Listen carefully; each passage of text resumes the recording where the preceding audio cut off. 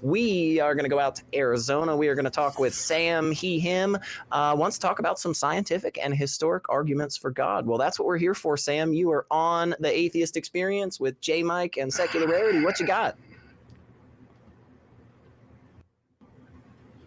Hello. So, hey, I'm not trying to argue for the existence of a God of any particular religion. Let's just call it general theism. Sure. I think you're going to have a harder time doing that than picking a specific religion, just so you know, Sam. But yeah, I don't really know. Yeah, I'm not trying to go ahead. argue for the existence. I'm not done yet. So, let's just call it general theism, because even if every single religion is wrong, it wouldn't necessarily point to atheism, because we can still argue for the existence of a God that we just don't know anything about, you know? How? How would you do that, Sam? How would you argue for anything that you don't know anything about? I'm really, what is it we're arguing for? Well, what would you accept as a good argument for the existence? So you don't have an answer. I just want to point this out. This is hang on. Yeah, Sam, this is really, really important here. Now, you could have just misspoke, and you can just easily get right back on this horse. This is a real simple one, right? But you said you're going to argue for the existence of something that you can't know anything about or don't know anything about. And it sounds like you realize already that's not really a possibility, is it? I mean, you have to appreciate why SR would want to jump on you after you did that. What I was trying to say is that we could... Can I finish? There's a delay. Yeah, that's actually my bad. Sorry. Of a more,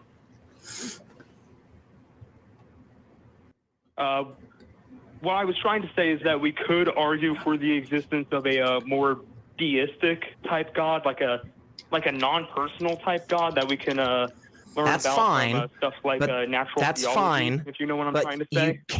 You can't make the claim that you can argue for something you don't know anything about, right? So even if it is a God of deism, one that is defined as a God that we can't know anything about, you can't do that. It doesn't make sense.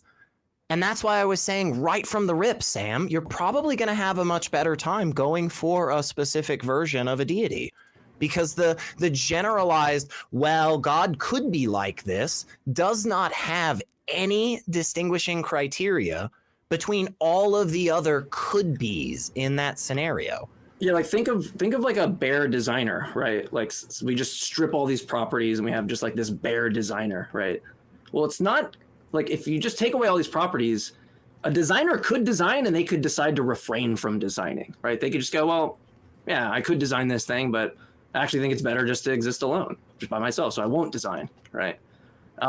You don't even get the expectation that the bare designer would even design something, because it's perfectly compatible with the hypothesis that the bare designer designs nothing at all, right? It just has the ability to design.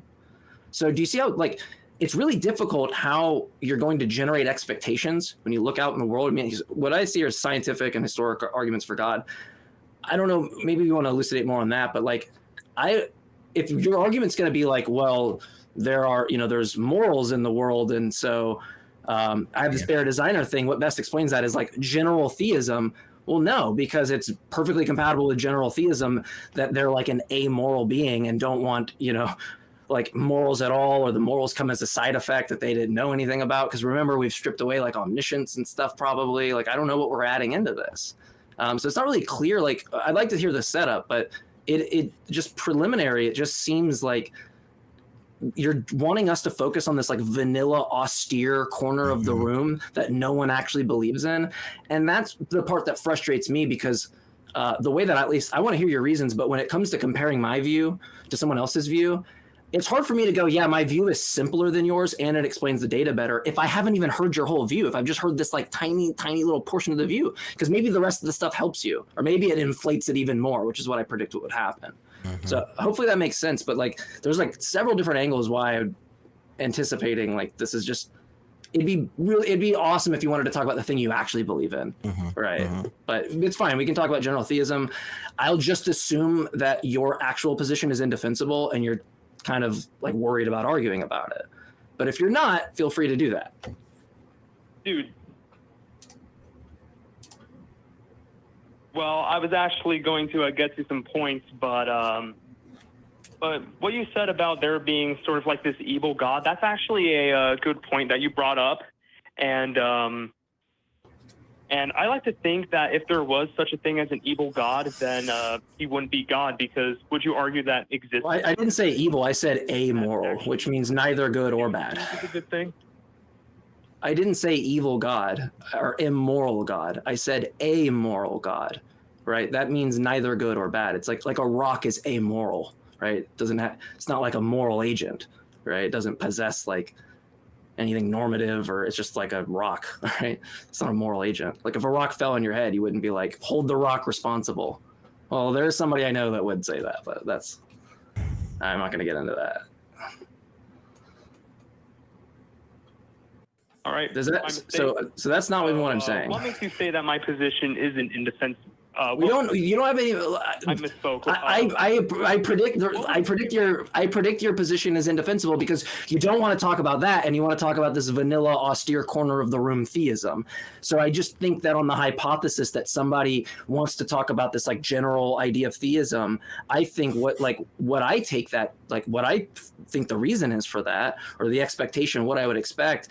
If someone didn't want to talk about their view, is they would keep insisting and never get to their view. And it seems like I'm throughout the call getting evidence that supports my hypothesis, right? I have this hypothesis that you don't want to talk about your view and you'd rather talk about something more generalized, because if you get wrecked on it or something like that, however you're interpreting it, that's not the way I'm looking at it. But if that's the way you're seeing it, then you have this kind of safety net of general theism. And that's fine. Like I have friends that do believe in that. Like I know people that do. They give some pretty robust arguments, right? I don't accept them, but it takes a long time to get through and for them to explain.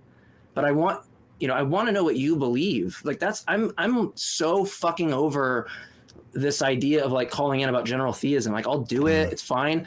I have no problem with that. I'm not scared of that, but I really want to know what the person who's calling believes. That's what I'm interested in. Why you believe what you believe. I'm not interested in like, do we have knowledge? I don't fucking care. We believe things and we have reasons for believing things. And I want to know those reasons. My thing is very simple to understand. That's all I care about. So let's try this, Sam. Because I know we've maybe gotten a little bit off of what we were originally, talking about. So let's do this. We're going to start all the way over again. And I'm going to bring you on and I'm going to say, hey, folks, we're going out to Arizona. We've got Sam, he's a theist, and he wants to talk about scientific and historic arguments for God. Well, hey, Sam, you're on the Atheist Experience, and we want to know, just pick one. Your favorite, the one you think is the best. Give us one scientific and or historic argument for the existence of God. And don't ask us what we think. Yeah. Because that's irrelevant. Okay, so all apologies for not being more specific, but my argument that I want to present is not a historical or scientific argument. It's more of a philosophical argument called the Ontological Argument. I'm sure you've heard that a million times before. Yes. And pretty much the God that I subscribe to is pretty much the God of the Ontological Argument, because if it's possible to think of give the argument. Just give the argument. Then the God of give the argument. Just give the argument. There's different ontological argument is a category of arguments. There's modal ontological arguments, right? So are you giving a modal ontological argument? Or are you giving some other type of ontological argument? I'm very familiar with like the category of ontological arguments. It doesn't make sense to be like, I'm arguing for the God of ontological arguments, right? Because they're not compatible. Like someone might not accept S5, for example, but still like hold some other type of ontological argument that doesn't deal with modality at all.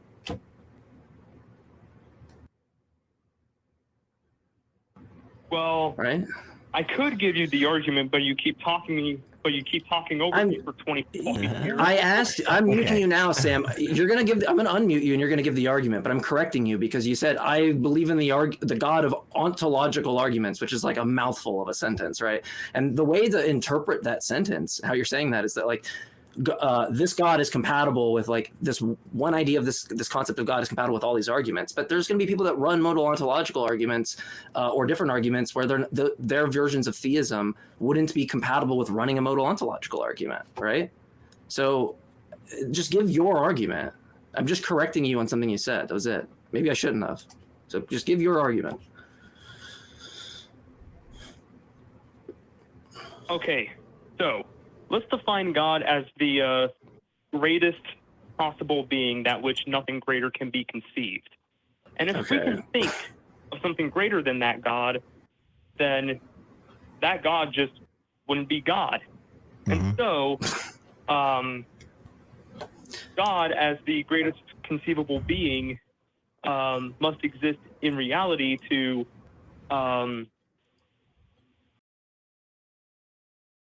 Oh my God.